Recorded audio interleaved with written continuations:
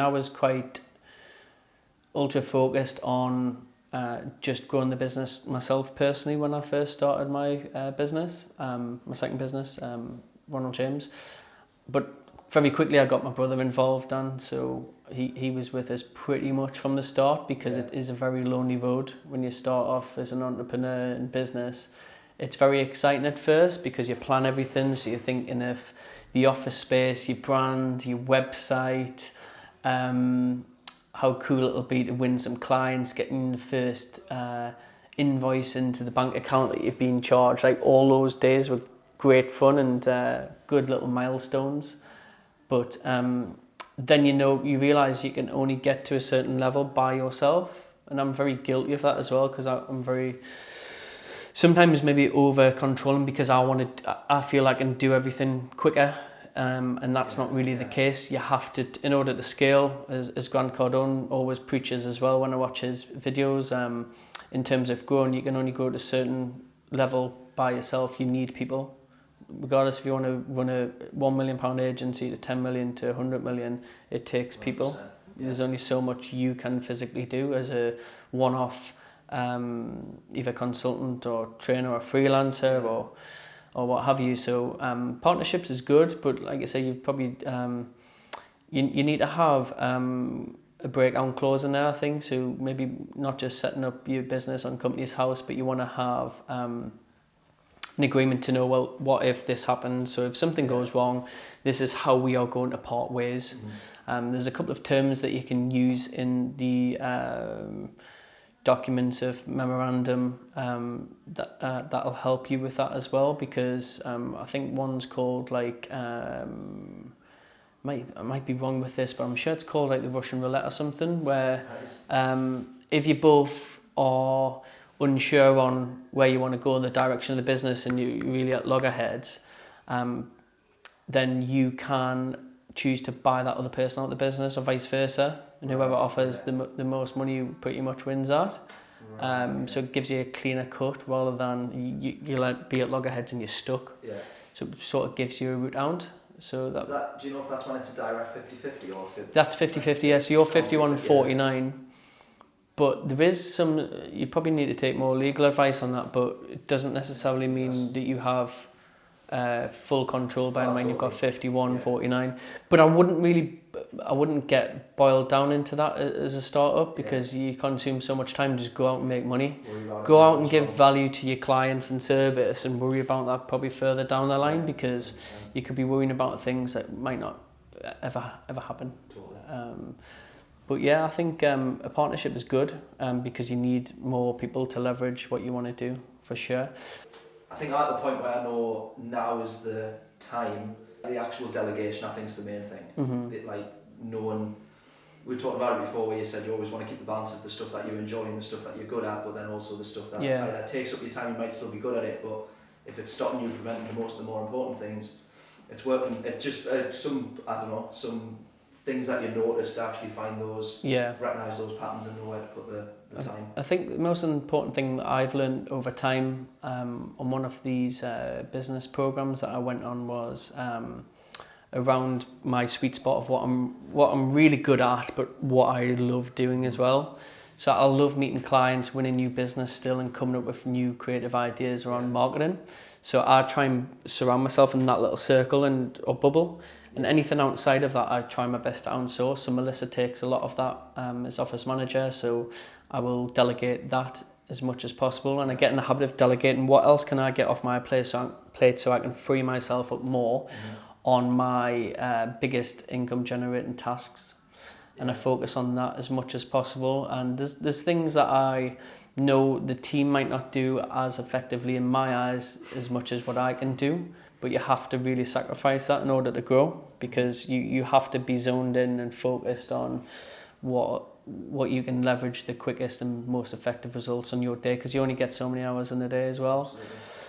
And it can be quite overwhelming. So delegation's really key, and it's all about perfecting it. So when I'm delegating something, I'll record a video of how I expect it to be done, how it's done, and what challenges you could get with that, and then I'll pass that on to the team.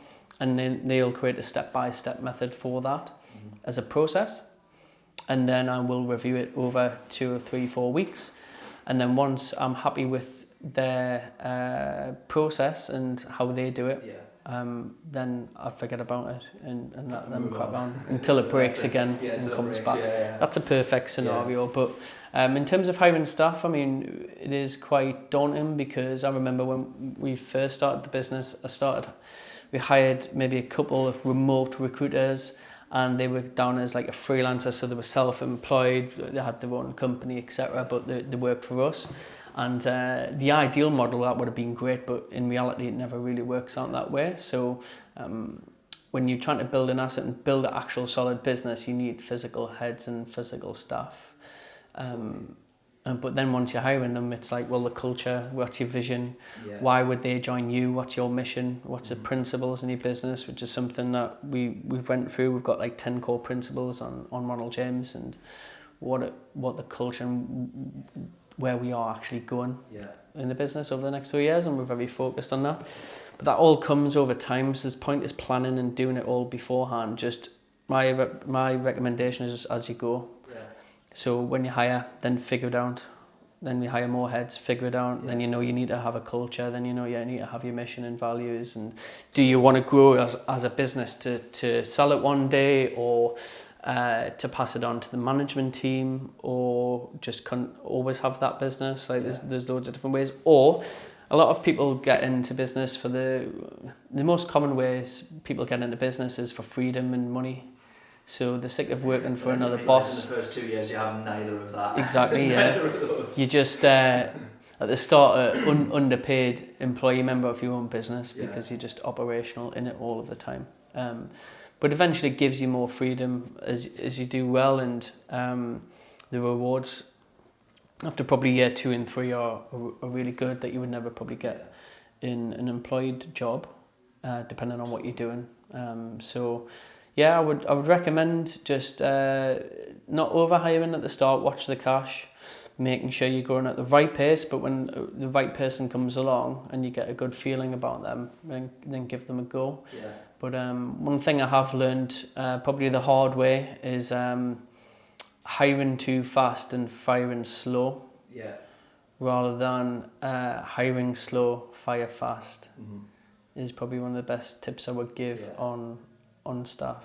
And as an agency, obviously yours is recruitment and this is marketing, but like when you say you started it by yourself, you were the one obviously that was having the meetings with clients. I assume that's still the case, but when you start delegating and the clients have different points of contact, and then they're no longer talking to you 100%, what was how did you balance that, or set it out first, and like you still want to take every phone call but you can't, and just that side of it? Because I'm starting to, I say outsource, but it's obviously employing people, where I'm no longer doing a lot of the marketing materials, but I know it's providing more value to the client, but trying to balance that where it's no longer it's no longer 100% me, but how did you? Good question, and we're still doing that now, to be honest. So we've got finding the balance. Do you mean? Finding a balance between me managing the client and winning the client, and then passing that on to the team.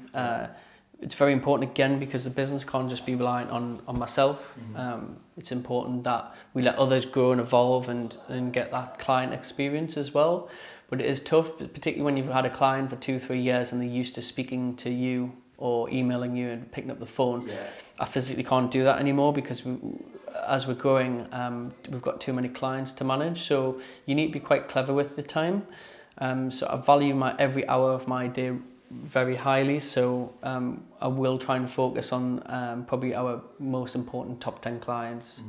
So that's when I'll still go out and see them a lot of the time, and I'll respond quicker and give them a lot of love and attention, because they are very important to us. But that doesn't mean the ones lower level aren't as important. It just means that needs to be spread across the team, and they'll deliver as their top 10 client and give them all the love and attention that they need as well.